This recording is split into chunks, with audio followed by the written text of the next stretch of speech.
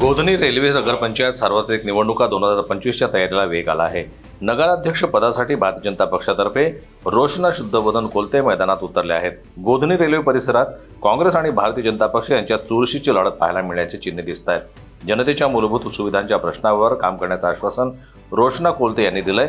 मतदारसंघातील विविध भागात त्या प्रचार दौऱ्यात गुंतल्या असून नागरिकांकडून मिळणारा प्रतिसाद सकारात्मक असल्याचा त्यांचा दावा आहे। नमस्कार, मी रोशना शुद्धधन कोलते। मला भारतीय जनता पार्टी तर्फे इथे नगराध्यक्ष उमेदवाराची सीट मिळाली आहे, त्याकरिता मी इथे उभी झाली आहे।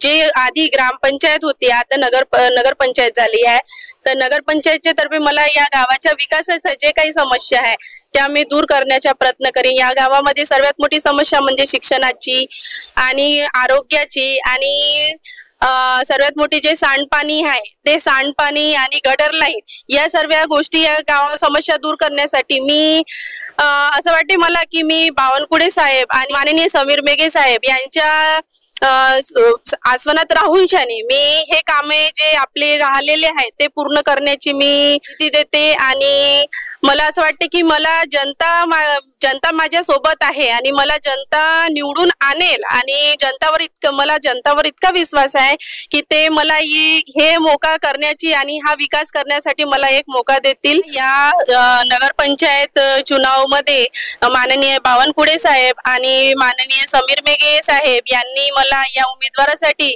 सीट दिली, त्याबद्दल मी यांना खूप धन्यवाद करते आणि त्यांचा जो माझ्यावर विश्वास आहे मी यावर खरी उतरील आणि मी माझं पूर्ण योगदान देईल। भारतीय जनता पक्ष आमदार समीर मेघे आणि महसूल मंत्री चंद्रशेखर बावनकुळे यांच्या उपस्थितीत पक्षाच्या कार्यकर्त्यांसह प्रचाराचा मोर्चा वेग घेतोय।